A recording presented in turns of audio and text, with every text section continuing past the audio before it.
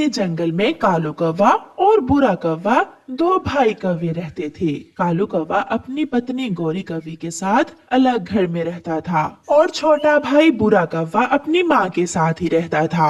उनकी माँ कई दिनों से बीमार थी। एक दिन कालू कौवे और बुरे कौवे की माँ अपने छोटे बेटे बूरे से कहती है, बूरे बेटा जाओ और अपने बड़े भाई को बुला कर लाओ, मैं तुम दोनों से कुछ कहना चाहती हूँ। माँ जी, मैं अभी जाता हूँ। फिर बुरा कौवा अपने बड़े भाई कालू कौवे को बुलाने जाता है। बड़े भाई, माँ आपको बुला रही है, माँ ने कोई बात करनी है। सासू माँ की दवा खत्म हो गई होगी, तुमसे अपनी माँ की दवा भी नहीं ला होती। जाओ और जाकर खुद दो दवा लाकर माँ को। माँ को दवा मैंने कल ही ला कर दी है, माँ ने कोई और बात करना है। गोरी, मैं जाकर देखता हूँ। तुम रुको अभी, और बूरे देवर जी तुम जाओ, मैं अभी कालू को तुम्हारे पीछे ही भेजती हूँ। शक है सासू माँ मरने वाली है और सासू माँ तुम दोनों भाइयों में जायदाद बांट कर देगी। याद रखना कालू, जो खेत नदी के पास है हम वही खेत लेंगे। ठीक है, तुम मुझे जाने तो दो। फिर कालू कौवा अपनी माँ के पास जाता है। कालू बेटा तुम आगे। बेटा कालू, कल से मेरी तबीयत ज्यादा खराब है। बेटा कालू, मैं तुम दोनों भाइयों में तुम्हारी जायदाद बांट देना चाहती हूँ। माँ जी, अच्छे काम में देर क्यों, जल्दी करें, जल्दी मुझे नदी के पास वाला खेत दे दो। नदी के पास वाला खेत मैं लूंगा। माँ, पिताजी ने भी यही कहा था। पिताजी ने कहा था कि नदी के पास वाला खेत मुझे मिलेगा।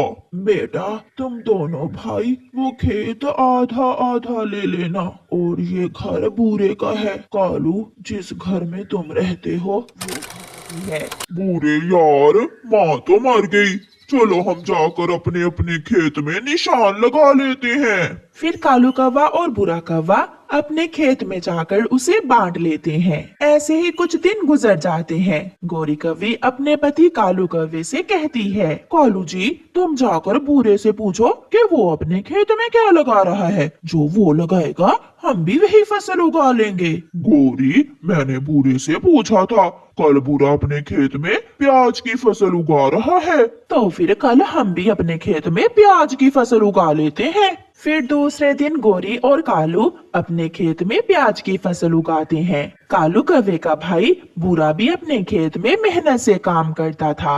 दिन गुजरते गए और फिर कालू और बुरे की प्याज की फसल तैयार हो जाती है। बुरा कौवा अपनी फसल से प्याज की एक बोरी निकालकर बाजार ले जाता है। गोरी और कालू भी एक बोरी प्याज लेकर बाजार पहुंच जाते हैं। प्याज 50 रुपए किलो, बड़े बड़े अच्छे प्याज 50 रुपए। प्याज 40 रुपए किलो, 40 रुपए किलो। कालू का छोटा भाई 40 रुपए किलो प्याज दे रहा था, इसलिए थोड़ी ही देर में पूरे के सारे ही प्याज बिक जाते हैं और उसे अच्छा मुनाफा होता है। कालू, इस बूरे का कुछ करना होगा, इसके प्याज बिक गए और हम सुबह से बैठे मक्खियां मार रहे हैं। गोरी, मैंने सोच लिया है हमने क्या करना है। तुम ये प्याज की बोरी मेरे सर पर रखो और हम घर चलते हैं। फिर गोरी और कालू कौवा अपने प्याज लेकर घर चले जाते हैं। रात हो जाती है।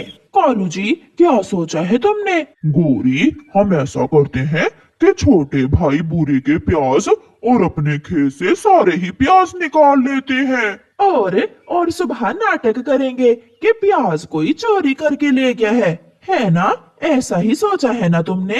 हाँ, और फिर जब प्याज महंगे होंगे तो हम दुगनी कीमत में सारे ही प्याज बेच देंगे। कालू, फिर वो पति पत्नी बोरियां लेकर खेत में जाते हैं।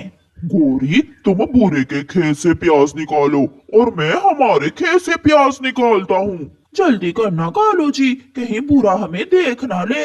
फिर वो दोनों पति पत्नी ऐसा ही करते हैं। वो सारे प्याज निकालकर अपने घर ले जाते हैं और एक कमरे में छुपा कर रख देते हैं। सुबह हो जाती है। मैं लुट गया, मैं लुट गया। मेरे खेत से किसी ने प्याज निकाल लिए। मेरी मेहनत की फसल कोई चोरी करके ले गया। शोर सुनकर गोरी और कालू भी वहां आ जाते हैं। देवर जी, हम भी लुट गए। कोई चोर हमारे खेत से भी प्याज निकाल कर ले गया है। बहुत बुरा हुआ, बहुत नुकसान हो गया हम दोनों भाइयों का। गोरी और कालू अच्छे से नाटक करते। कालू कौवे का छोटा भाई फिर से मेहनत करता है और अपने खेत में मटर बो देता है। कुछ ही दिनों में बूरे के खेत में मटर के पौधे उगाते हैं। कालू जी, एक बार जाकर तो देखो प्याज के दाम क्या चल रहे हैं। अगर अच्छे हैं तो हम अब ये प्याज बेच देते हैं। कालू, तुम यहाँ क्या लेने आए हो? यार तोते, मैं यहाँ प्याज लेने आया हूँ। प्याज के क्या दाम चल रहे हैं आजकल? प्याज? प्याज तो कहीं से भी नहीं मिल रहा। प्याज दुगनी कीमत पर बिक रहा है। पूरे 100 रुपए किलो है प्याज। ये सुनकर कालू कौवा बहुत खुश होता है, क्योंकि वो तो सिर्फ प्याज के भाव जाने ही बाजार आया था। कालू कौवा ये प्याज 100 रुपए किलो हो गए हैं। दुगनी कीमत पर बिकेंगे अब हमारे प्याज। कालू जी, अगर 2-4 दिन और इंतजार कर लें तो दुगनी क्या, हम प्याज 4 गुना कीमत पर भी बेच सकते हैं। ऐसे वो प्याज के भाव और बढ़ने का इंतजार करते हैं। वो सारा सारा दिन सोए रहते और कोई काम धंधा ना करते। कालू कौवे का भाई बूरा सारा दिन अपने खेत में काम करता। बूरा अपने भाई कालू के पास आता है। भाई, आपका खेत कब से खाली पड़ा है? आप अपने खेत में कोई फसल क्यों नहीं उगा रहे? बूढ़े, थोड़ा इंतजार करो। मैंने एक लॉटरी की टिकट खरीद कर रखी हुई है। जिस दिन मेरी लॉटरी की टिकट लगी, मुझे सारी जिंदगी काम करने की जरूरत नहीं पड़ेगी। जैसे तुम्हारी मर्जी भाई। दूसरे दिन आसमान पर गहरे बादल छा जाते हैं और तेज बारिश शुरू हो जाती है। चिड़िया अपने घर में छुपी बैठी थी। तोता अपने घर में। सब तेज बारिश से बहुत डरे हुए थे। कौवों का घर इतना मजबूत न था और ऊपर से उन्होंने कई बोरियां प्याज की अपने घर में छुपा रखी थी। हवा का एक तेज झोंका आता है और कौवों का घर टूटकर नीचे गिर जाता है। कौवा और कौवी घर के नीचे दब जाते हैं और हर तरफ प्याज ही प्याज बिखर जाता है। कालू, ये क्या हुआ? ये प्याज तो हमें ही ले डूबा। अच्छी हमें ले डूबा है। बारिश रुक गई थी। सब पक्षी वहाँ इकट्ठे हो जाते हैं और कौवे और कौवी को बाहर निकालते हैं। कालू का छोटा भाई बुरा भी आ गया था। बड़े भाई, ये प्याज कहाँ से आए आपके घर में? हमारे प्याज तो कोई चोर चुरा कर ले गया था। वो चोर कालू कौवा ही तो था। फिर सब पक्षी हंसने लग जा। मैं जाकर अनाज ले आती हूँ। ठीक है रानो, बस जरा जल्दी आना। तुम्हें तो पता ही है ना, ये बच्चे कितने ज्यादा शरारती हैं। हाँ हाँ, मैं जल्दी वापस आने की कोशिश करूंगी। और फिर रानो चिड़िया अनाज लेने के लिए घर से बाहर निकल जाती है। अरे बाप रे, आज मौसम कितना ज्यादा खराब है। लगता है कि बारिश होने वाली है। मुझे जल्दी जल्दी दाना ढूंढना होगा। और ऐसे ही उड़ते उड़ते रानो एक गेहूं के खेत में पहुंच जाती है। गेहूं की फसल तेज हवा से जोर जोर से हिल रही थी। रानो ने पास आकर देखा तो गेहूं के दाने अभी तक पके ही नहीं थे। अरे ये क्या, ये गेहूं के दाने तो अभी तक पके ही नहीं है। मुझे कहीं और जाकर अनाज लाना होगा। बच्चे, चिल्लाने का अब कोई फायदा नहीं है। तेरे पापा तो बादल के ऊपर उड़ रहे होंगे। वह लौट आए उससे पहले मैं तुझे खा जाऊंगा। तुम्हें खाकर मुझे 2-3 दिन तक यहाँ आने की कोई जरूरत नहीं है। हे भगवान, ये बच्चा तो अकेला है। मुझे इसकी मदद करनी होगी। और फिर रानो चिड़िया उड़कर उन दोनों के पास चली जाती है। अरे नागराज, ये आप क्या कर रहे हो? क्या आपको नहीं पता ये किसका बच्चा है? हाँ हाँ, मुझे सब पता है ये किसका बच्चा है। तुम मुझे मत सिखाओ। वैसे भी मैं बहुत ज्यादा भूखा हूँ। इसे खाकर मैं कहीं दूर चला जाऊंगा। तुमने बीच में आकर मेरा समय बर्बाद कर दिया। रुको, मैं पहले तुझे ही खाता हूँ। और फिर रानो चिड़िया अपने मन ही मन में सोचने लगती है, हे भगवान, अब मैं क्या करूं? मुझे कैसे भी कर इन बच्चों को बचाना ही होगा। अरे वो देखो, इसके मम्मी पापा तो वापस आ गए। इतना सुनना था कि नागराज तो हड़बड़ा जाता है और वे इधर उधर देखने लगता है। वे तो वहाँ से दुम दबाकर भाग जाता है। अरे ये नागराज मेरे घोंसले के पास क्या कर रहा है? कहीं इसने मेरे बेटे को काट तो नहीं लिया? मुझे जल्दी जाकर देखना होगा। आंटी आंटी, अगर आज आप समय पर नहीं आती तो। हाँ बेटा, अच्छा हुआ कि मैंने तुम्हारे चिल्लाने की आवाज सुन ली, नहीं तो मुझे पता ही नहीं चलता। बेटा वैसे तुम्हारे मम्मी पापा कहाँ हैं? वो तुम्हें अकेला छोड़कर कहाँ चले गए हैं?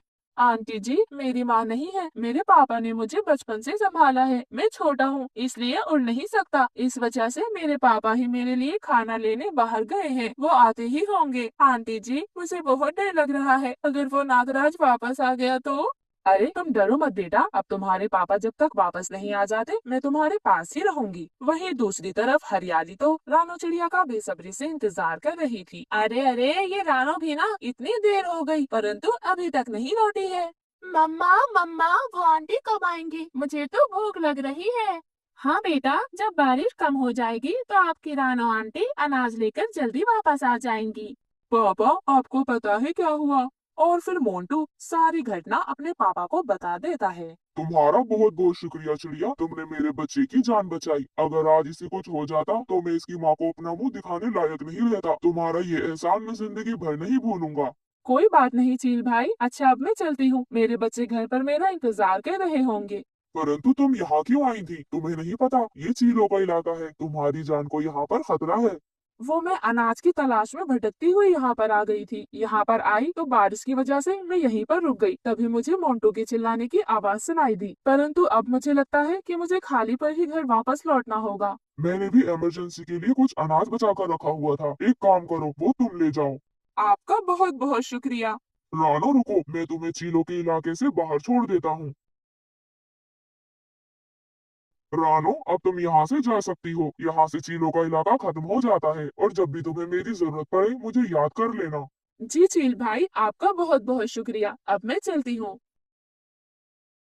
बच्चे तो रानो चिड़िया को देखकर उसके गले लग जाते हैं। रानो चिड़िया हरियाली को सारी बात बताती है। हरियाली तो ये सुनकर बहुत ज्यादा डर जाती है और फिर रानो चिड़िया अपने बच्चों को लेकर अपने घर वापस आ जाती है। ऐसे ही 2-3 दिन गुजर जाते हैं। अब खाना लाने की जिम्मेदारी हरियाली की थी। हरियाली अपने बच्चों को रानो चिड़िया के पास छोड़कर अनाज की तलाश में बाहर निकल जाती है।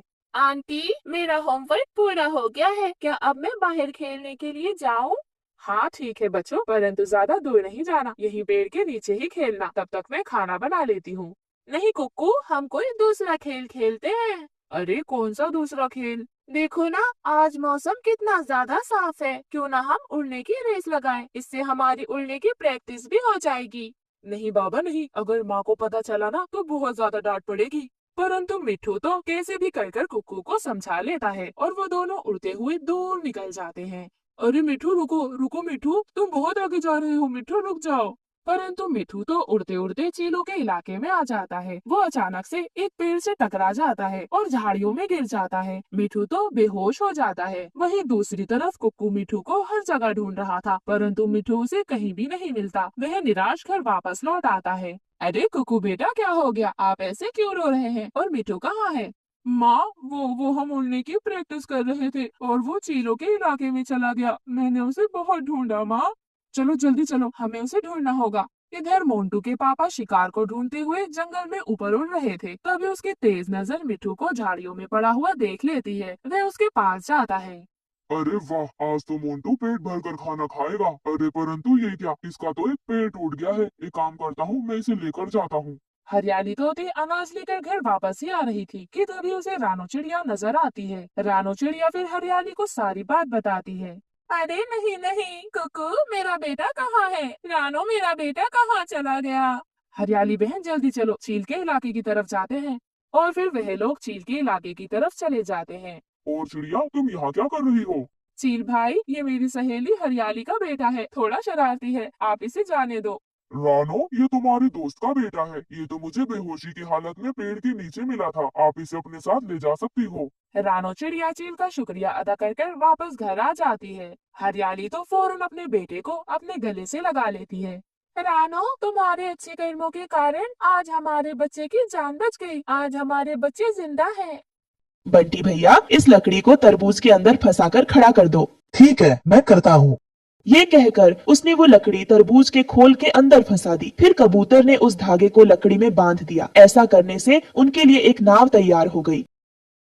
रानो चिड़िया अपने पति टुन्नू से परेशान रहा करती थी। वो हर काम में आलस करता और घोंसले में ही पड़ा रहता। यहाँ तक कि उसके खाने तक का इंतजाम भी रानो चिड़िया को ही करना पड़ता था। बरसात का मौसम चल रहा था। ऐसे में रानो चिड़िया ने 2 अंडे दिए और जी जान से उनकी देखभाल में लग गई। एक दिन टुनटुनी चिड़िया, लाडो चिड़िया और एक कबूतर रानो चिड़िया से मिलने आए। रानो बहन, आप कैसी हो? मैं तो एकदम बढ़िया हूँ, तुम बताओ तुम कैसे हो? हम लोग भी एकदम बढ़िया हैं। और ये टुन्नू कहाँ पर है? वो देखो आराम से घोंसले में अंडों के पास बैठे हैं।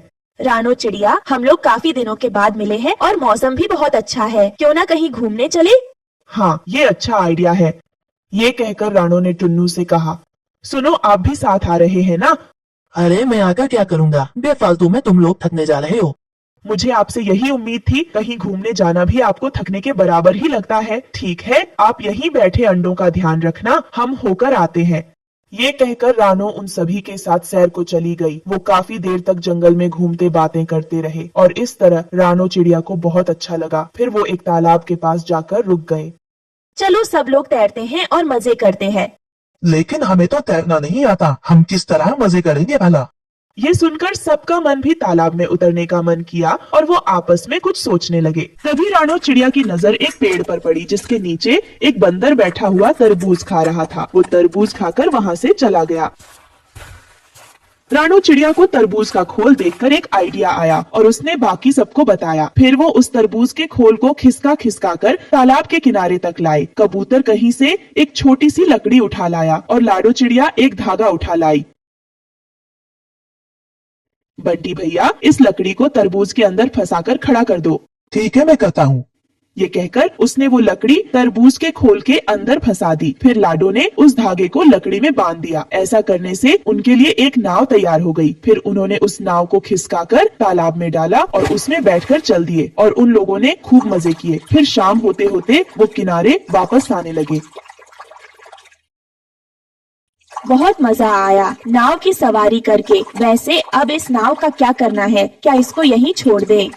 नहीं, आप लोग इसको मेरे घोंसले तक ले चलो, फिर हम सभी अगली बार भी नाव की सवारी के मजे लेंगे।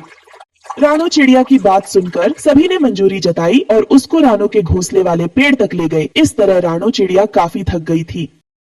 तुम लोगों से इतने दिनों बाद मिलकर बहुत अच्छा लगा। अगली बार भी जल्दी मिलने आना। हमें भी बहुत अच्छा लगा रानो। वो लोग उससे अलविदा लेकर चले गए। रानो चिड़िया ने टुन्नू चिड़ा से कहा, टुन्नू जी सुनिए, पेड़ के नीचे हमारी नाव खड़ी है, कहीं कोई इसको ले ना जाए। आप मेरे साथ नीचे चलिए, मैं और आप उसको उठाकर आराम से ऊपर ला सकते हैं। अरे अभी तुम थक कर आई हो, अभी इसको उठाओगी तो और थक जाओगी। थक कर मैं आई हूँ, लेकिन आलस आपको क्यों आ रहा है? उसकी बात सुनकर भी टुन्नू को कोई फर्क नहीं पड़ा और वो थोड़ी देर बाद काम करने का बोलकर सो गया। रानो चिड़िया भी उससे हार कर सो गई। काफी समय बीत गया। जब सुबह उसकी आंख खुली तो उसने देखा कि बारिश बहुत ही तेज हो रही है और पानी काफी हद तक भर चुका है। कुछ ही देर में पानी उनकी डाली पर आने लगा। यह देख रानो को अपने अंडों की फिक्र होने लगी। अरे उठिए उठिए, अभी तक घोड़े बेचकर सो रहे हैं। देखिए जरा यहाँ क्या हाल हो चुका है। रानो की 1-2 आवाजों के बाद टुन्नू बड़ी मुश्किल से उठा और सामने का नजारा देखकर हैरान रह गया। अरे ये क्या, इतनी तेज बारिश, और यह पानी कहाँ से भर गया? ये सोचिए कि अब हम अपने अंडों को कैसे बचाएंगे। मुझे कुछ भी समझ में नहीं आ रहा। अगर आप उस समय मेरी बात मानकर उस नाव को ऊपर ले आते तो हमारे अंडे बचाए जा सकते थे, लेकिन वो नाव तो अब पता नहीं कहाँ होगी और ये घोंसला भी पानी की चपेट में आकर डूबा ही जा रहा है। यह सुनकर टुन्नू को अपनी गलती का एहसास हो चुका था, लेकिन अब पछताने से कोई फायदा नहीं था। तुम ठीक कह रही हो, आज मेरे आलस की वजह से हमारे अंडे खतरे में हैं, लेकिन मैं इन्हें कुछ नहीं होने दूंगा। मैं अभी किसी को मदद के लिए बुला कर लाता हूँ। ये कहकर वो हवा में उड़ गया। रानो चिड़िया को बहुत फिक्र होने लगी थी, लेकिन वो अपने अंडों को छोड़कर नहीं जा सकती थी। टुन्नू काफी देर तक उड़ता रहा और वो जहाँ भी जाता उसको घोंसले खाली ही नजर आते, क्योंकि सभी पंछी खुद की जान बचाने के लिए जंगल छोड़कर जा चुके थे। उसको कई पक्षी घोंसले पानी में डूबते हुए भी नजर आए, जिनको देखकर वो डर गया। अब तो मैं कुछ भी नहीं कर सकता। हमें हमारे अंडों को अपनी आँखों के सामने डूबते हुए देखना पड़ेगा। ये कहते हुए उसकी आंखों में आंसू आ गए और वो वापस अपने घोंसले की तरफ चल दिया। रानो चिड़िया बहुत ही परेशान थी। पानी अब काफी ऊपर आ चुका था और उसकी डाल को छूने लगा था। कुछ ही मिनटों में वो घोंसले के ऊपर तक आने वाला था। हे भगवान, मैं अपने अंडों को कैसे बचाऊं? लगता है उनको कोई मदद के लिए भी नहीं मिलने वाला। पूरा जंगल खाली हो चुका है। अभी वो परेशान हो ही रही थी, पानी घोंसले को छूने ही लगा था और अंडे हिलने लगे। कुछ ही पलों में पानी अंडों तक पहुंचने वाला था। तभी उसने देखा कि सामने से टुन्नू अपनी चोंच के अंदर तरबूज की नाव दबाए उड़ता आ रहा है। वो डाल पर आकर रुक गया और उसने नाव वहाँ पर रखी। रानो, जल्दी से अंडों को उठाने में मेरी मदद करो, मुझे नाव मिल गई है। दोनों ने एक एक करके उन अंडों को नाव में रखा और फिर खुद भी उसमें बैठ गए। तभी पानी डाली के ऊपर आया और नाव के ऊपर तैरने लगी। पानी के बहाव के साथ उनकी तरबूज की नाव चलने लगी। रानू चिड़िया अपने अंडों को सुरक्षित देखकर बहुत खुश थी। टुन्नू, तुम्हें ये नाव कहाँ से मिली? मैंने बहुत ढूंढा पर मदद के लिए कोई नहीं मिल रहा था। तब मुझे अपनी गलती का एहसास हुआ और मैं उदास होकर आने लगा। मुझे रास्ते में ये नाव बहती हुई नजर आई। फिर मैंने बड़ी मुश्किल से इसका पीछा किया और अपनी चोंच में दबाकर बहुत ही मुश्किलों से इसको यहाँ तक लेकर आया। तभी रास्ते में उन्हें कालू, गोरी, बंटी, लाडो दिख जाते हैं। रानो, हमें बचाओ, हम यहाँ हैं। साथियों, जल्दी से नाव पर आ जाओ। सभी एक एक करके नाव घर के अंदर आ जाते हैं। अच्छा हुआ रानो, तुम मदद लेकर आ गई, नहीं तो हम पानी में बह जाते। रानो चिड़िया एक एक करके जंगल के सभी पक्षियों की जान बचाती है। इस तरह दोनों ने अपने अंडों को बचा लिया। फिर वो बारिश रुकने के बाद सभी पक्षी खुशी खुशी घूमती रहती और जो कोई भी बीमार, बूढ़ा या छोटा पक्षी देखती उसे उसका भोजन छीन कर खा लेती थी। गुड़िया बेटी, जाओ कबूतर चाचा की दुकान से सब्जी ले आओ। अम्मा, आज तो मेरा आलू खाने को मन है, क्या मैं आलू ले आऊं? हाँ बेटी, जो दिल करे वही ले आओ। गुड़िया अपनी मम्मा से पैसे लेती है और सब्जी लेने निकल जाती है। अंकल, मुझे इन पैसों के आलू दे दे। क्या आलू ही लोगी या कुछ और भी? नहीं, मुझे आज सिर्फ आलू ही लेकर जाने हैं। गुड़िया कबूतर चाचा की दुकान से आलू लेती है और वापस जाती है। रास्ते में गोरी कव्वी छुप कर बैठी हुई थी। जैसे ही गुड़िया झाड़ियों के पास से गुजरती है, गोरी कव्वी तुरंत झाड़ियों से निकलती है और गुड़िया के सामने आकर बैठ जाती है। लाओ छोटी चिड़िया, ये आलू तुम मुझे दे दो। नहीं, मैं क्यों दूंगी? ये आलू तो मैं अपने घर लेकर जा रही हूँ। अगर नहीं दोगी तो छीन कर ले जाऊंगी। गोरी कव्वी गुड़िया से वो आलू छीन कर भाग जाती है। गुड़िया रोती हुई गोरी के पीछे पीछे उड़ती है, लेकिन गोरी कव्वी घने जंगल में चली जाती है। गुड़िया गोरी कव्वी को इधर उधर ढूंढती है। भाग गई, गंदी गोरी आंटी मेरे आलू लेकर भाग गई है। अब मुझे मम्मा से डांट अलग पड़ेगी। गुड़िया रोती हुई वापस घर जाती है। गुड़िया बेटी, सब्जी कहाँ है? माँ, मैं आलू लेकर आ रही थी कि गोरी आंटी ने मुझे रोक लिया और मेरी सब्जी लेकर घने जंगल की तरफ भाग गई। आप क्यों रुकी थी? उसके पास जाने को मैंने मना किया है ना आपको। मैं कब रुकी थी? वो खुद मेरे सामने आकर बैठ गई थी और मुझसे मेरे आलू छीन लिए। ठीक है, अब चुप कर जाओ। लो, ये पैसे लो और सब्जी ले आओ। अब दूसरे रास्ते से आना, ऐसा ना हो कि वो गोरी फिर से तुम्हारी सब्जी छीन कर ले जाए। गोरी कव्वी आलू लेकर पहाड़ों की तरफ चली जाती है और पहाड़ों के पास बैठकर पार्टी करती है। गोरी कव्वी मजे मजे से आलू खाती है और गीत गाती है। ऐसे ही एक दिन गोरी कव्वी उड़ती हुई जा रही थी कि एक बूढ़ी कव्वी अपने घर के बाहर खड़ी थी। उसके पास टोकरी में लड्डू थे। गोरी कव्वी उस बूढ़ी कव्वी के पास जाती है। माँ जी, ये लड्डू तुम कहाँ लेकर जा रही हो? बेटी कव्वी, मैं अपनी बेटी के पास जा रही हूँ। ये लड्डू मैंने घर में बनाए हैं अपनी बेटी के लिए। मेरे नवासे नवासियों को मेरे हाथ के बने हुए लड्डू बहुत पसंद है। लाए माँ जी, मैं ये लड्डू आपकी बेटी को दे आती हूँ। ना ना, नहीं नहीं। ऐसे कहते हुए बूढ़ी कव्वी वो लड्डू वाली टोकरी अपने पीछे करती है। बूढ़ी माँ जी, आप थक जाओगी। मैं नहीं थकूंगी, तुम जाओ जाओ। छी छी, हटो हटो, दूर हो जाओ मुझसे। लेकिन गोरी कव्वी जोर लगाकर बूढ़ी कव्वी से लड्डू वाली टोकरी छीन लेती है और वहां से भाग जाती है। मेरी मदद करो, मेरी मदद करो, वो कव्वी मेरे लड्डू छीन कर ले गई है, कोई मेरी मदद करो। गुड़िया अपने घर के बाहर बैठी हुई थी। बूढ़ी कव्वी की आवाज सुनकर गुड़िया जल्दी से उड़ती है और बूढ़ी कव्वी के पास आती है। माँ जी, क्या हुआ है? बूढ़ी कव्वी गुड़िया को सारी बात बताती है। वो लड्डू मैं अपनी बेटी के लिए लेकर जा रही थी, लेकिन वो कव्वी मुझसे मेरे लड्डू छीन कर ले गई।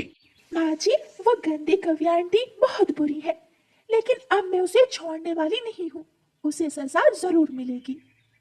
गुड़िया योजना बनाती है और चील चाची के पास जाती है। चील चाची, आप कहाँ जा रही हैं? बेटी, मैं दूध लेने जा रही हूँ। चील चाची, आप कोई और काम कर लें, मैं आपका दूध ला देती हूँ। ठीक है बेटी, ये लो बाल्टी और पैसे।